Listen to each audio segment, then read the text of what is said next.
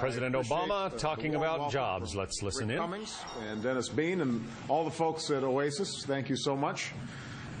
These guys are experts in heating and cooling systems, though having spent some time in Washington, I actually am already very familiar with hot air, I have to say. That, by the way, does not apply to the head of the Small Business Administration, Karen Mills, who's here today. And Karen has focused like a laser on helping small businesses not only survive, but to thrive amidst the economic storm of the past 2 years. We're also joined here by Ruth Gresser, who is the owner and chef at Pizzeria Paradiso. And I'm a little upset with Ruth because she did not bring samples. But Reggie Love has testified that the pizza's outstanding. She's got restaurants in Washington.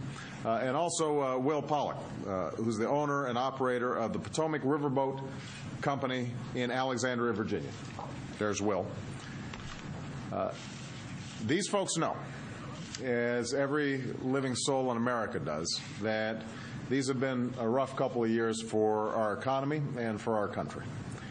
The deepest downturn since the Great Depression ripped through our economy, costing more than 8 million jobs and rocking businesses large and small. And that's why we took some very tough steps, in some cases some unpopular steps, when I took office to break the back of this recession. And today we received additional news suggesting that we are climbing out of the huge hole that we found ourselves in. Last January, the month I took office, almost 800,000 Americans lost their jobs. Today, we learned that job losses for this January were 20,000. The unemployment rate dropped below 10% for the first time since the summer. Manufacturing employment grew last month for the first time in 3 years, led by increased activity in the production of cars and trucks and auto parts. Now, these numbers, while positive, are a cause for hope, but not celebration, because far too many of our neighbors and friends and family are still out of work.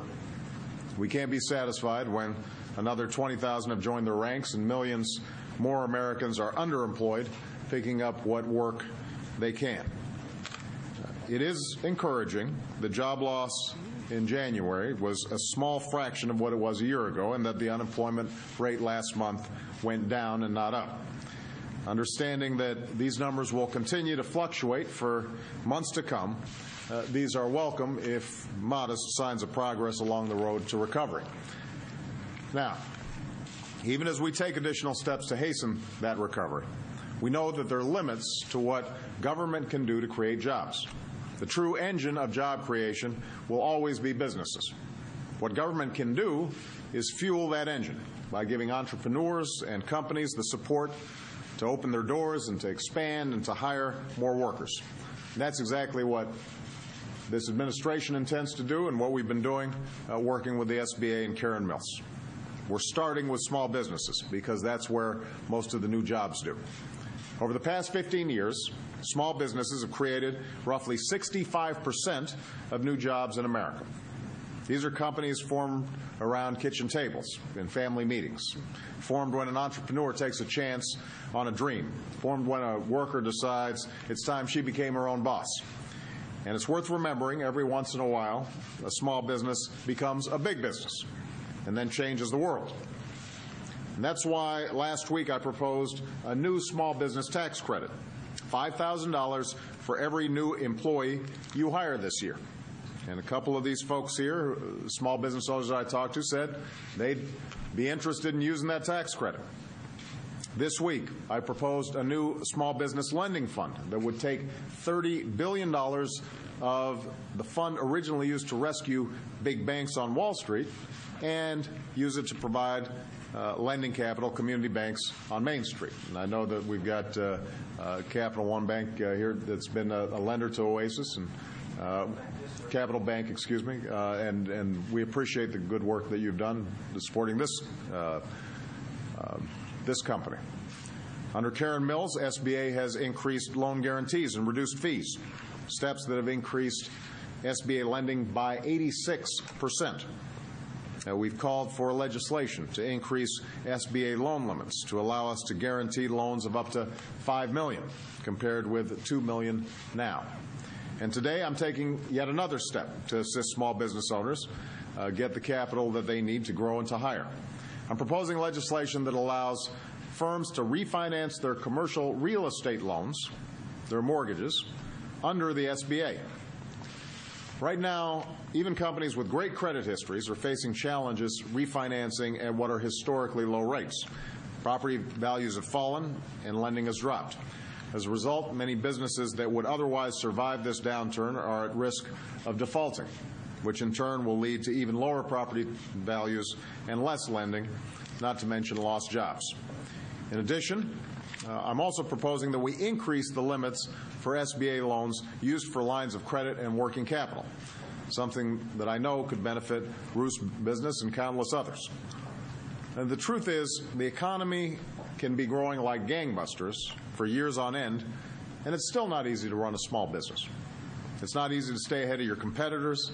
It's not easy to keep your costs down, to do right by your employees, to constantly innovate and adapt in a changing world. Talking to Ruth, she reminds me it's not easy keeping up with health care costs. And so Ruth is very anxious to see health reform passed so that small businesses can pick up the cost for their employees. And in this deep and lasting recession, a hard job has been that much harder, because for much of the last year, people weren't buying and customers weren't calling and banks were not lending.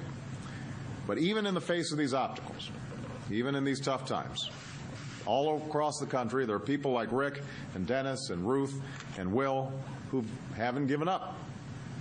You guys wake up every day and seek a way to safely navigate these troubled waters, to fulfill your obligations to your families and to your employees and your customers. And in that determination, that resolve, you embody what's best in America, and you keep making America stronger. Next week, Congress will start debating many of the jobs proposals I've outlined today and in recent days, many of the proposals to benefit small business, many of the proposals to spur hiring. If there are additional ideas from either party, I'm happy to consider them as well. But what I hope, what I strongly urge, is that we work quickly and we work together to get this done. America's small businesses are counting on us. So thank you very much, everybody, and thank you guys. The president in Lanham, Maryland, at a small business where he is touting some of the benefits that he believes his administration has brought to small businesses in this country. You heard him mention health care there, a small push for what had been the signature issue of his first year in office. It's an issue that has pretty much gone by the boards, but he is still mentioning it, that he would like to see health care reform in this country. He maintains that that would help small businesses grow.